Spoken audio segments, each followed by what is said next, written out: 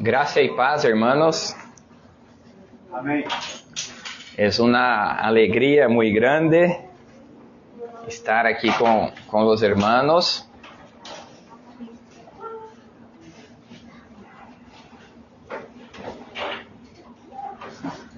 Cuando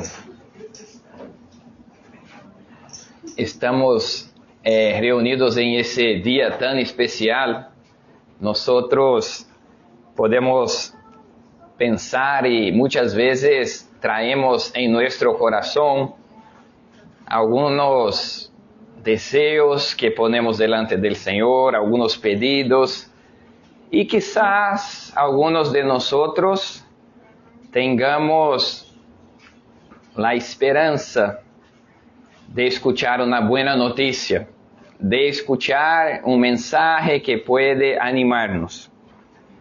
Y yo empiezo haciendo una pregunta. Y mira, esa pregunta es para los grandes. Esa pregunta es para los niños también. ¿Los niños me escuchan? Yo voy a pedir a los del equipo de media. Creo que estoy muy lejos. No sé, me parece que la iglesia fue para atrás. Yo debería ir para atrás también, ¿no? Entonces estoy aquí. Hermanos, ese es un tiempo muy especial en el culto, como todos los momentos es especial, pero la predicación es cuando nosotros no participamos, teóricamente pensamos que ahora Dios participa, ¿no? Es cuando Dios habla con su pueblo. Entonces, creemos que sí es un tiempo muy especial por eso, porque ahora es la hora que Dios habla. Y Dios no habla solo con los grandes, por eso digo, los niños también necesitan escuchar la palabra de Dios. Y ahora hago las preguntas para los grandes, para los adolescentes, los medios, ¿no? Y los pequeñitos también. ¿Cuál sería la mejor noticia que pudiera escuchar hoy? Porque seguramente todos nosotros tenemos en nuestro corazón algunos deseos, algunas necesidades y cosas quizás que estamos esperando que el Señor conteste. Quizás cosas que ya ponemos delante de Él hace años, ¿no es verdad? Y ya decían algunos de los cristianos que vinieron antes de nosotros, que el domingo es el día de la feria del alma. Porque es verdad que todos los días tenemos posibilidad de acercarnos a Dios por medio de la lectura de su palabra, de la oración, de la comunión con los santos. Pero hay un día especial que Dios separó, que es el domingo, cuando lo que alimentamos a lo largo de la semana ahora es agrandado. Primero porque es una convocación. El Señor nos convoca, invita a la iglesia a estar, porque Él tiene un mensaje para la iglesia. Y es tan raro porque un Dios tan santo usa de hombres pequeños, débiles y pecadores como los predicadores. Entonces vamos a pedir al Señor ahora que hable con nosotros de manera muy especial. ¿Sabe ese mensaje que tú esperas del Señor? Seguramente ese mensaje está en la santa palabra de Dios. Vamos a pedir a Dios que hable con nosotros. Padre Santo, muchas gracias por ese momento tan especial en la vida de su iglesia, que es el momento que abrimos tu palabra para meditar en ella. Es verdad, hasta aquí ya leemos, cantamos, oramos, pero pedimos, Padre, la obra de tu Espíritu Santo, que tú hables poderosamente en la mente de cada una de las personas que aquí están. Una vez que hay limitación del predicador, hay limitación de la lengua, hay limitación porque nosotros, por más que estudiamos su palabra, cuántas cosas, Padre, no comprendemos bien. Pero sabemos que tú, por medio de la obra de su Espíritu Santo, iluminando nuestra mente y corazón, tú puedes hablar. Es por medio de la palabra que tú salvas a tu pueblo. Es por medio de la palabra que tú alimentas a tu pueblo. Es por medio de la palabra que tú transformas nuestras vidas. Día tras día, te lo pedimos en nombre de Cristo. Tenga misericordia de nosotros. No nos dejes salir de aquí sin escuchar una buena noticia de su parte. Por eso te lo pedimos en nombre de Cristo Jesús. Amén. Amén. Hermanos, quizás una de las buenas noticias que yo quisiera escuchar hoy es que todos los problemitas que faltan para nuestra mudanza allá, que estamos intentando mudar la iglesia, ya fuera arreglado. Todas las buenas, los problemitas pequeñitos, ¿no?, que faltan. Y yo sé que ustedes también oran por una mudanza de local, ¿no es? Y entonces, la buena noticia quizás sea eso, ¿no? Imagínate que escuchas hoy, llega un hermano en la iglesia y dice: pastor, hermano César, ¿sabe qué pasó? Gané una herencia. Y gané tanto dinero que voy a comprar un local para la Iglesia Presbiteriana Redención. Mañana ya no estaremos aquí. Sería una buena noticia, ¿no sería? Sí. Y hermanos, Dios puede hacer todas las cosas, ¿no es verdad? ¿Cuántas son las buenas noticias? Pero ese texto que vamos a leer hoy, él va a hablar de una noticia que quizá no sea una buena noticia, quizás sea la mejor noticia que uno puede recibir. Y les voy a invitar a leer conmigo en su Biblia, en el Evangelio según Marcos. Nosotros aquí, fui informado por Pastor Paulo que estamos leyendo el Evangelio de Marcos, ¿verdad? Y estudiando en la secuencia. Y entonces, hoy nosotros vamos a leer el Evangelio de Marcos desde el verso 14. Y ahí vamos hasta el 20.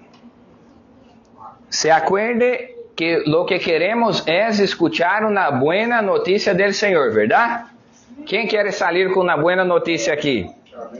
Entonces dice así la palabra de Dios. Después que Juan fue encarcelado, Marcos capítulo 1, verso 14, Jesús vino a Galilea predicando el evangelio del reino de Dios, diciendo: el tiempo se ha cumplido. El reino de Dios se ha acercado. Arrepentíos y creed en el Evangelio. Andando junto al mar de Galilea, vio a Simón y a Andrés, su hermano, que echaban la red en el mar, porque eran pescadores. Y les dijo Jesús: venid en pos de mí, y haré que seáis pescadores de hombres. Y dejando luego sus redes, les siguieron. Pasando de allí un poco más adelante, vio a Jacobo, hijo de Zebedeo, y a Juan, su hermano, también ellos en la barca, y remendaban las redes. Y luego los llamó, y dejando a su padre Zebedeo en la barca con los jornaleros, le siguieron. Hasta aquí, hermanos, es el texto que vamos a meditar en esta mañana. Y la idea es que nosotros podamos ver cuál es la buena noticia que tiene el Señor para su iglesia hoy. Hermanos, nosotros vemos que hay aquí un llamado del Señor Jesús. Lo que vamos a ver hoy es que hay un llamado del Señor Jesús para su iglesia. Hermanos, una de las cosas que tenemos que poner en la mente es que no hay satisfacción en el corazón humano hasta encontrar esa satisfacción en Dios. Mira, todo corazón humano está en busca de satisfacción. Todo corazón. No hay nadie que ore al Señor y diga: Señor, quiero un día peor hoy. Quiero que, mira, por favor, Señor, que esa próxima semana sea peor que la anterior. ¿Alguien ya lo hizo? No, ¿verdad que no? Nosotros queremos siempre encontrar la satisfacción. ¿Y sabe por qué eso? Porque el Señor nos creó a su imagen y semejanza. El Señor nos creó de una manera que solo podemos encontrar la satisfacción en Él. Pero esa satisfacción verdadera solo vendrá el día que realmente encontremos a nuestro Señor y Salvador. Pero ese día santo, glorioso que va a llegar, Ele empieza antes. Empieza quando nós escuchamos uma notícia que vem do Senhor. Aqui o texto empieza ubicando-nos. Quando leemos aí no verso 14, vai dizer, depois que Juan foi encarcelado. Van a dizer os expertos aí em Bíblia, e porque o Evangelho de Marcos tem essa intenção, mais de 40 vezes se usa a palavra enseguida, aunque a vezes se usa de outra maneira. O que quer dizer? Que acaba uma coisa, empieza outra, termina uma, empieza outra, e assim vai mostrando como o ministério de Jesus foi intenso. Sabe como é o ministério cristiano? Intenso. Sabe como é a nossa vida? Intensa. Quando parece que terminamos uma coisa e vamos descansar, não, irmã Glória? Não há descanso. O descanso vai chegar um dia, não, com o Senhor e Salvador. Aí tendremos muito descanso. E então, a ideia do evangelista é dizer-nos, mira, se o Senhor não tinha um tempo de descanso, não. Por que tu esperas esse tempo de descanso aqui? Não, o descanso está prometido para a eternidade. O descanso está também recomendado na Escritura. O sétimo dia, verdade? Esse é o dia que descansamos, mas descansamos servindo ao Senhor, descansando em el serviço. E aí diz que, del verso 12 até o verso 13, que leemos, quanto tempo tu demoras para saltar del verso 12 até o 13 em uma leitura? Quanto tempo tu demoras? Um segundo, não? Dizem os expertos que passou um ano. Desde o verso 13, que vocês estudaram na semana passada, a tentação de Jesus, hasta su ministério público, já aí como predicador. E então, o evangelista Marcos, por alguma razão, nos conta o que passou em um ano. Por exemplo, tu vas acordar-se que o evangelho, segundo Juan, já empieza com o Senhor Jesus em uma bodas, não? Transformando água em vinho. Uma demonstração pública de seu poder. E Marcos lo salta. E Marcos, então, já empieza no que creio que quizás seja o mais importante de Jesus. Porque Jesus hace muitos milagros, é verdade. Vamos estudar milagros aqui que quisiéramos ver. Quem aqui não quisiera ver Jesus andar por sobre o mar? Seria bueno, ¿no? ¿Quisiera ver? Sí, yo también. ¿Quién no quisiera ver el Señor Jesús sanar a una persona ciego que nunca había visto y ahora sus ojos pueden ver? ¿Quién aquí no quisiera ver el Señor Jesús levantar una persona que ya tenía 4 días muerto? Son poderes que iban seguramente a agrandar a nuestra fe. Pero ¿sabe que Marcos vai dizer? ¿Sabe qual é o mais importante, qual é a obra mais importante do Senhor Jesus? ¿Sabe qual é? A predicação. Porque ele disse assim, el tiempo se ha cumplido y el reino de Dios se ha acercado. Arrepentíos y cred en el Evangelio. Hermanos, ¿sabe qual é a melhor notícia que podemos ter? É que el tiempo se ha cumplido. Mira, o que quer dizer isso, o tempo se ha cumprido?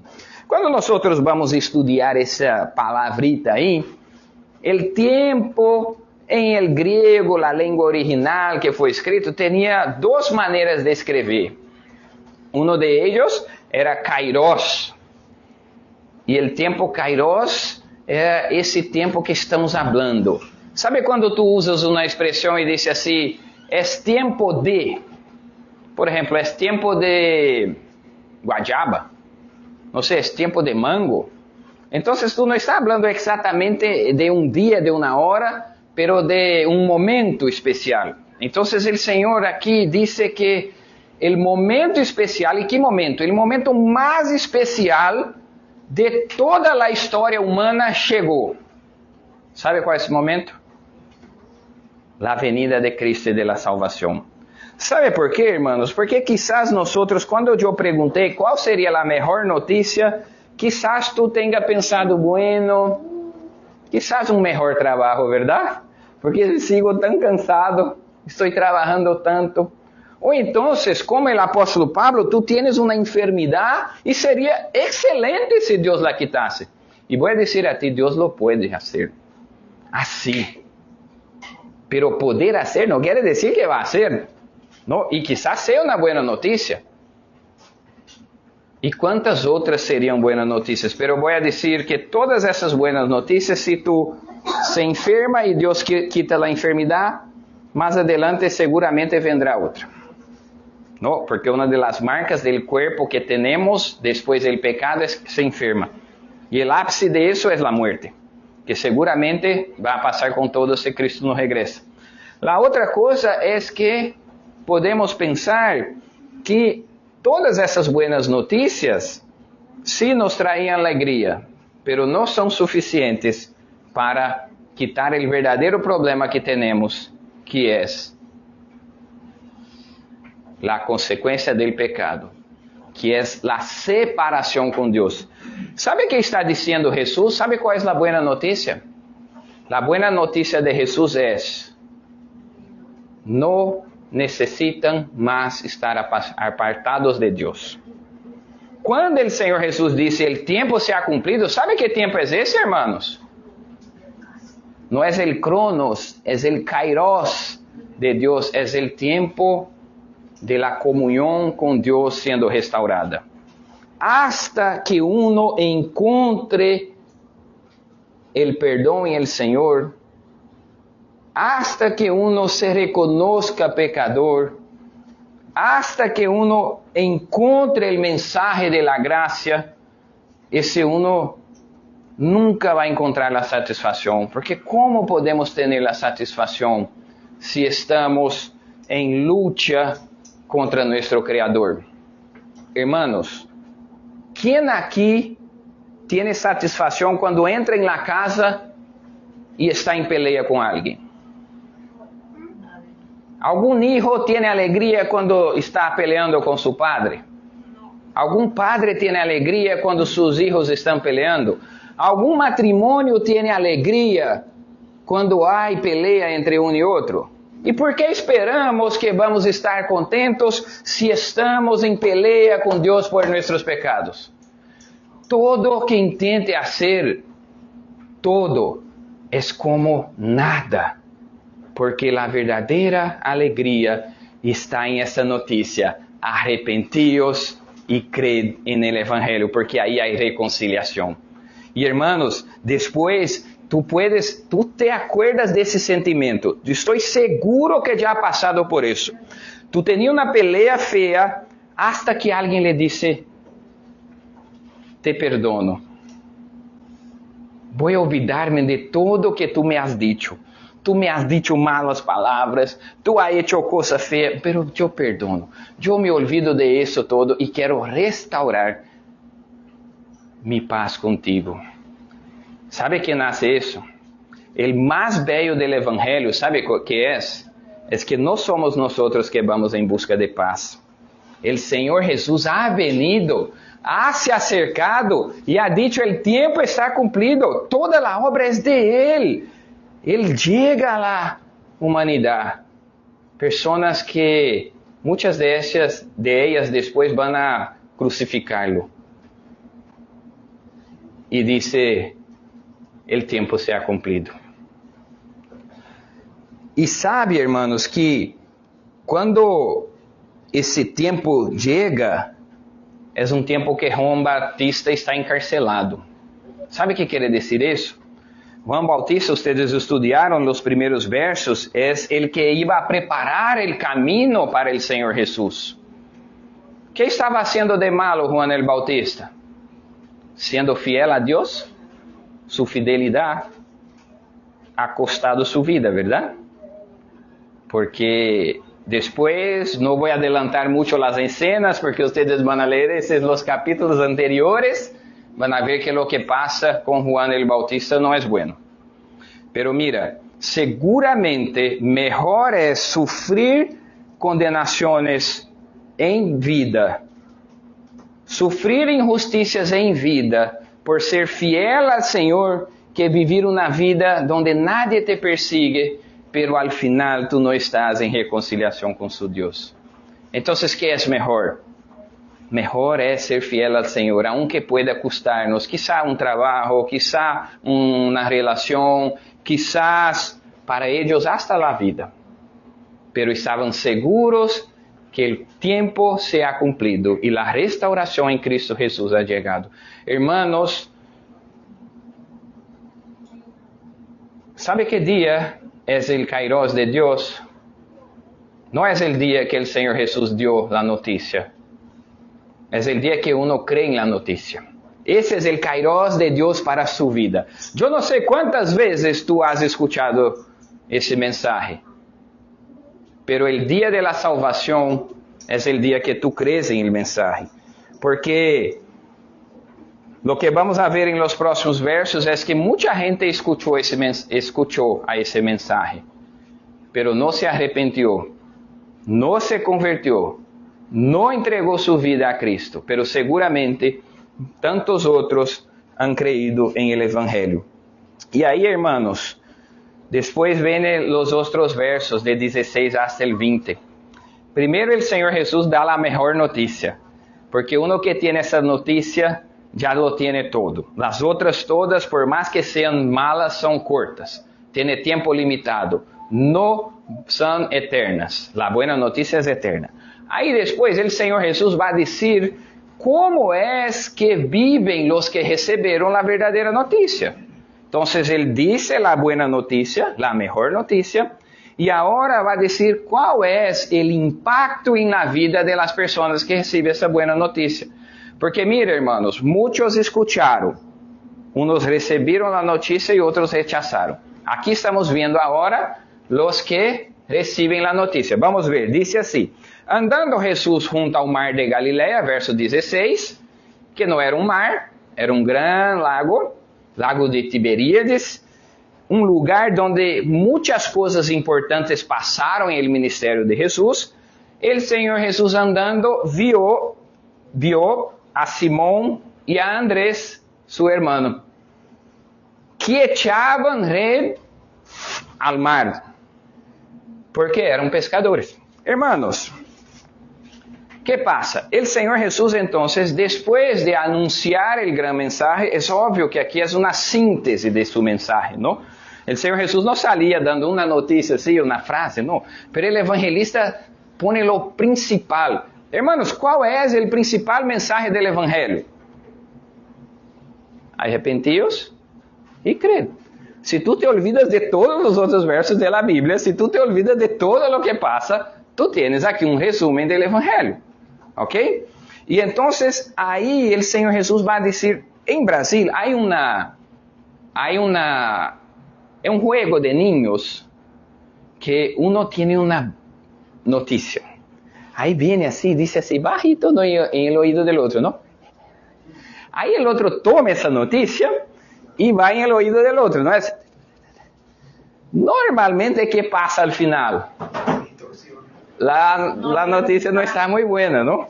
Sí. O entonces imagínate que uno en el medio del juego quiere por sí mismo cambiar la noticia. ¿Qué pasa? No va a llegar al final. O entonces si uno sale, imagina, tú estás en una fila y tú dices, no digo. Hermanos, es exactamente eso que hacemos muchas veces. Nosotros hemos recibido la noticia del Evangelio. Yo sé que mi compañero del trabajo no sabe. Yo sé que mi vecino no sabe. Yo sé que las personas no saben. Estoy aquí. No quiero jugar. Pero es más que un juego. Tiene que ver con la satisfacción del creyente. No hay satisfacción, hermanos, sin vivir en la voluntad de Dios. Y la voluntad de Dios es que la gente sea salvo, todos los suyos sean salvados. ¿Por qué? Porque ese trabajo que hizo el Señor Jesús, Él ahora está comisionando a su iglesia. Y ahí dicen los textos, entonces Él vio a dos, Simón y Andrés. Hasta aquí en el Evangelio, el mensaje estaba con ¿quién? Con Cristo.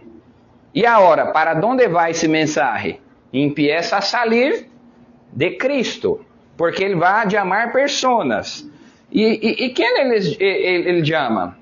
Ele vai à escola de seminário presbiteriana ou bautista e busca os melhores e mais bem preparados. Não, ele vai aonde? Allá em el mar de Galileia, onde estava passando, o Senhor Jesus estava passando, não? Al passar ele vê duas pessoas que estavam sendo trabalhando, mantendo suas vidas. E aí ele chama essas pessoas, e aí disse depois do verso 17, e les dijo, venid em pos de mim, e les haré pescadores de hombres. ¿Qué quiere decir isso? El Senhor Jesus se acerca a pescadores. ¿Qué hacían los pecadores? No. También pecadores, ¿no? ¿Qué hacían los pescadores? Pescavam. E que pescavam peixes, verdade? E agora, ¿qué hace el Senhor Jesus com eles? Los comisiona. Mira que el Senhor Jesus, hermanos, eu como predicador me avergüenzo muito. Porque muitas vezes queremos fazer assim um mensagem que se queda tão bonito que nem nós outros compreendemos. Imagina quem nos escuta, não? Problema de predicadores. E o Senhor Jesus tão sencillo, não?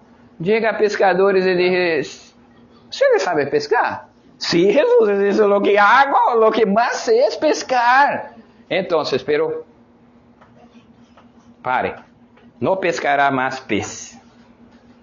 Porque es bueno, ¿no? Pesque, eso mantenía la gente con la panza llena, ¿no? Era alimento. ¿Cómo que iban a vivir sin el pescado? Imposible, ¿no? Y también era alimento de él y de las otras personas, porque él servía a otras personas, pero también cuidaba de él y de su familia. Y el Señor Jesús dice, ustedes son expertos en eso. Ok, no será muy difícil el cambio que voy a hacer. Ustedes no pescavam pescado, pez? Está fácil, ahora es gente.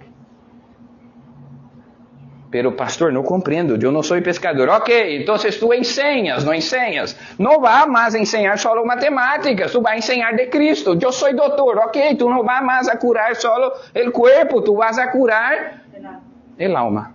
Está fácil, hermanos, de comprender qué quiso decir el Señor Jesús.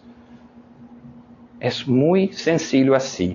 El Señor Jesús llama a cada uno, encontra como está, pero no le envía más como está.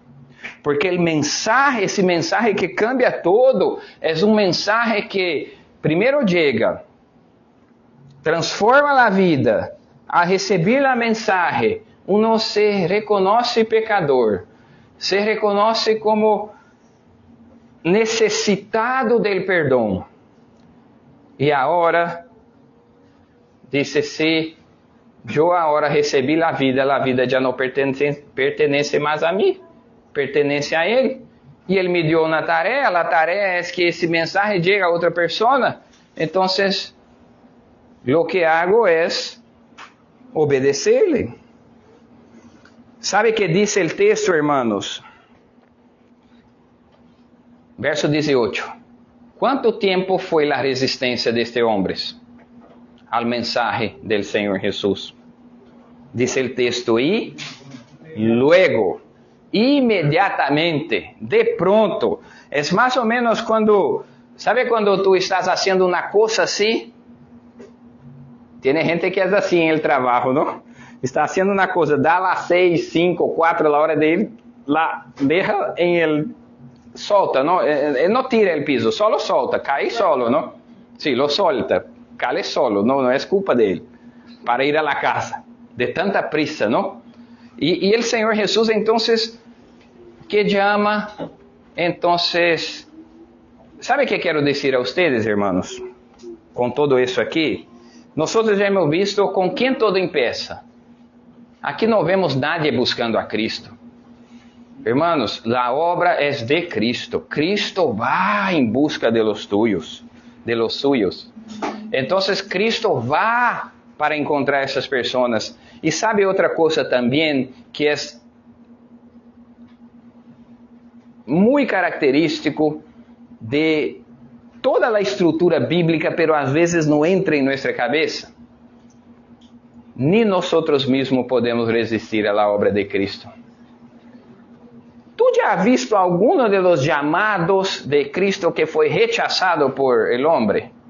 La llamada a predicación sí es público, ¿no? Pero los llamados personales de Cristo son llamados eficaces, y así es. No hay nadie que Cristo llama que dice, no, Cristo, no estoy pronto. No, ese llamado es el llamado eficaz de Cristo. Es que cuando Cristo llama, no hay como elegir otra cosa. Es inmediato. Nosotros largamos, pero tú piensas así, pero Cristo no está aquí, yo necesito de ese llamado. No, Cristo está aquí. Cristo está en la palabra, Cristo está presente con nosotros. Todas las veces que la palabra es proclamada fielmente, es la voz de Cristo a su iglesia. Y ese mismo mensaje que fue dado ayer, es el mensaje que está siendo dado hoy. Arrepentíos y creed en el Evangelio. ¿Sabe por qué? Porque hay alegría, hay reconciliación.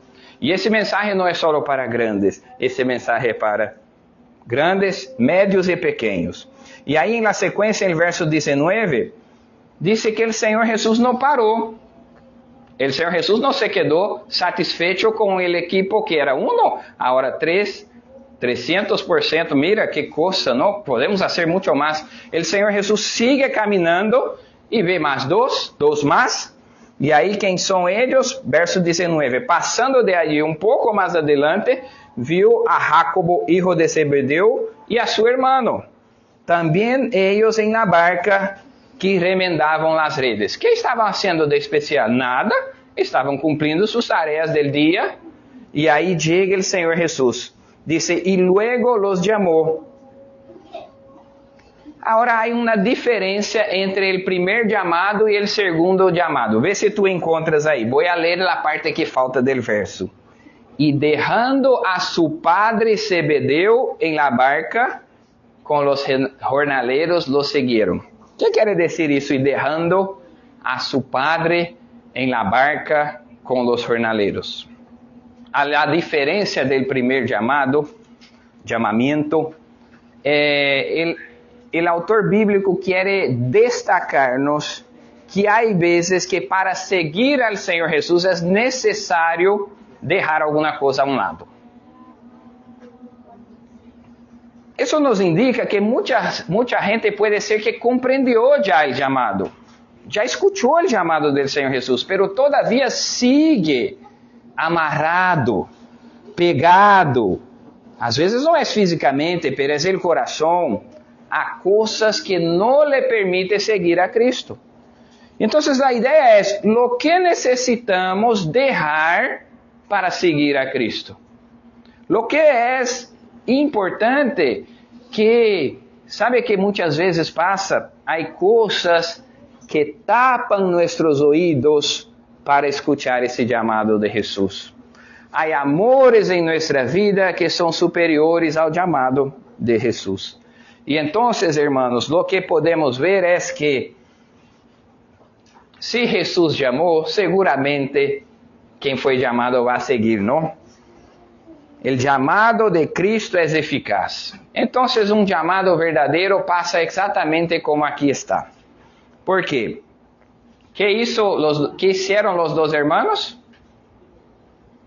El texto usa la misma expresión. Dejó a sus padres. Y cuando decimos así, dejó a sus padres, ¿quiere decir que ya no ama más a los padres? No, que está maldiciendo a los padres. No, nada que eso. Pero ahora hay una cosa que es más importante que todas las otras. El padre sigue siendo importante en la misma condición, pero ahora tiene una cosa que sube importancia en la vida. El padre no baja de importancia, mantiene ahí. El padre siempre será importante, ¿no? Pero el corazón ahora empieza a alinearse con la palabra del Señor. No hay nada más importante que dejar a las redes y seguir al Señor. Entonces, hermanos, si el llamado de Cristo es irresistible.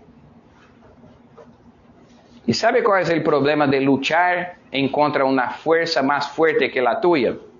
Que tú sufres hasta que entregues. Ese es el problema. Tú puedes luchar.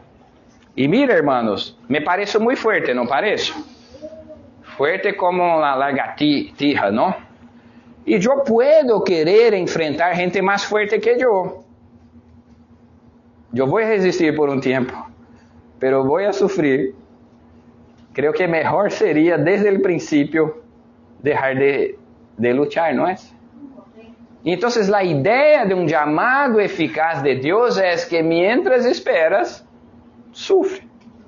Mientras espera, pierde sus fuerzas. Mientras esperas, no va a disfrutar de la satisfacción de la reconciliación. Es como saber que hay alguien a su lado que está en una mala relación, que tú puedes con una única palabra reconciliar y no se reconcilia. ¿Cuánto tiempo quiere esperar en eso? Creo que no es bueno, ¿verdad? Y entonces aquí nosotros tenemos la fórmula de Dios para el crecimiento de la iglesia. Es cuando uno recibe ese mensaje y empieza a proclamar el mensaje a las otras personas. Y entonces vemos un llamado que tenía 1, solo Jesús, 3, 5, y eso va creciendo. Y voy a decir que eso nos toca a nosotros. Aunque Dios es soberano sobre el llamamiento, Dios usa personas ordinarias como nosotros para que esas personas sean llamadas. Entonces eso nos anima a seguir hacia adelante. ¿Sabe cuál es el mensaje que Dios tiene para nosotros hoy? ¿Sabe cuál es la mejor noticia que tenemos? Es, ven y sígame. No a mí, hermanos, al Señor Jesús, ¿no? Porque en el Señor Jesús hay reconciliación. En el Señor Jesús hay perdón de pecado. Y en el Señor Jesús hay satisfacción. Uno que se reconcilia con Cristo ahora encontra propósito de vida y dice, bueno, yo vivo para mi Señor. Yo no voy a dejar de decir ese mensaje que ha transformado mi vida. No voy a parar el juego de proclamación o entonces dar otro mensaje que no sea el verdadero mensaje del Señor Jesús. Entonces, hermanos, quería invitarles a pensar y aplicar un poco de estas palabras que hemos leído aquí en su vida personal.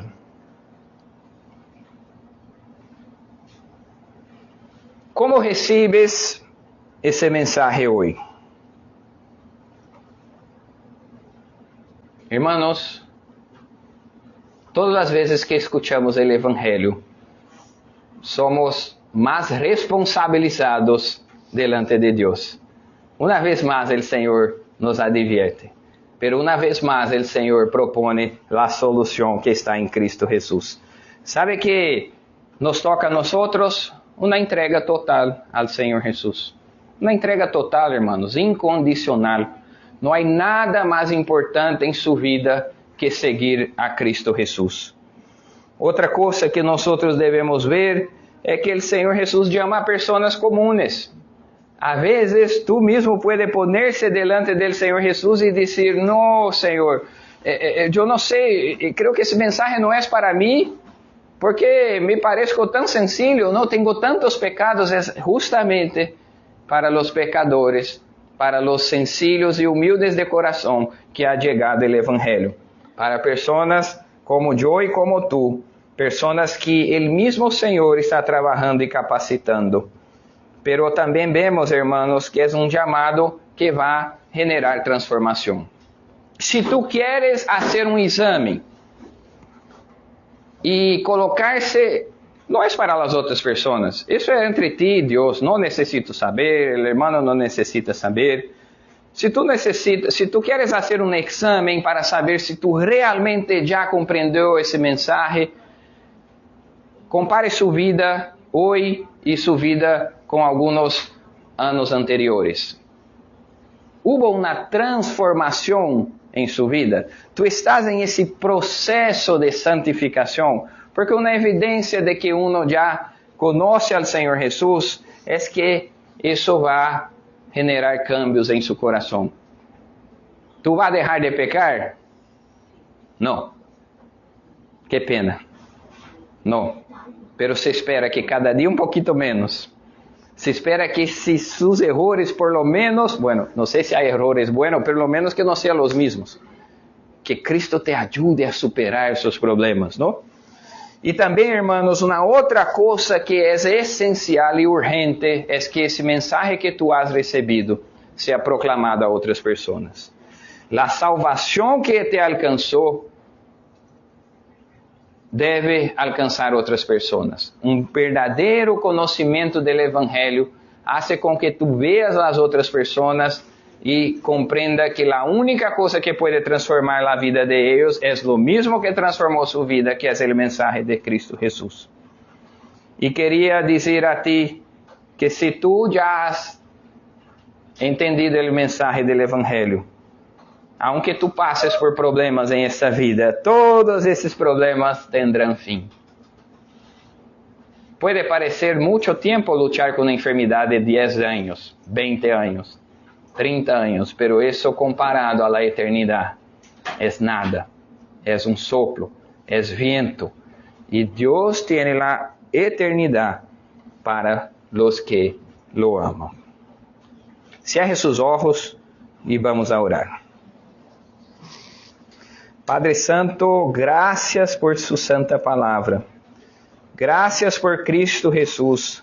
Gracias porque Cristo está reinando soberanamente aquí en nosotros. Y gracias, Padre, porque hemos visto en este mensaje, en esa pequeña porción del Evangelio, cómo Cristo Jesús se está reconciliando con su pueblo.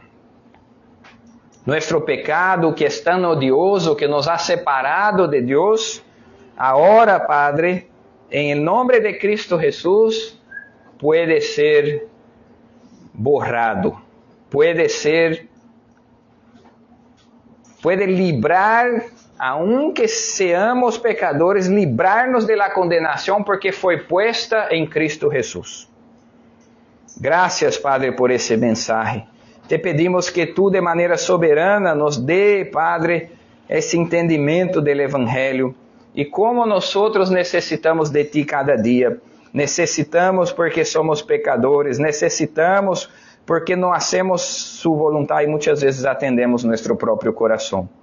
Por isso, Padre, ajuda-nos a ser fieles, cada um de nós, fieles a Ti, Padre, cumprindo Sua palavra. E também, Padre, que seamos pescadores de homens. Padre, graças porque nos ha dado o mensagem, graças porque nos ha salvado, e te pedimos que seamos instrumentos para a salvação. Te pedimos, Padre, dar-nos, que Tu mesmo dê-nos, Padre, o gozo de la renúncia, de deixar todo por Cristo. Assim como os pescadores tiveram que deixar su trabalho, a sua família para seguir-te. Há coisas que devemos deixar, principalmente coisas que são pecaminosas e que nos alejam de Ti. Te pedimos o arrependimento necessário, diário, para que podamos estar em santidade e búsqueda da santidade. Padre, graças. Te pedimos que Tu sigas bendiciendo a su pueblo, a los hermanos que congregan en esta parte pequeña de su gran pueblo, que es la Iglesia Presbiteriana Redención. Te pedimos por su pastor, Pastor Paulo, su familia, que está en un tiempo de gozo de sus vacaciones, que tú puedas renovar sus fuerzas para seguir en obediencia, trabajando, servindo-te a ti y a los hermanos. Te agradecemos por cada uno de los hermanos que aquí están. Te pedimos, Padre, que tu palabra venga a guiarlos cada día. Y que tú mismo, Padre, sea nuestra dirección. Que por meio de su palabra, Padre, tú puedas guiar su pueblo. Que tu Espíritu Santo ilumine nuestra comprensión de tu palabra y guíe nuestros pasos. Eso te lo pedimos en el nombre de Cristo Jesús. Hermanos, póngase de pie, vamos a receber la bendición del Señor.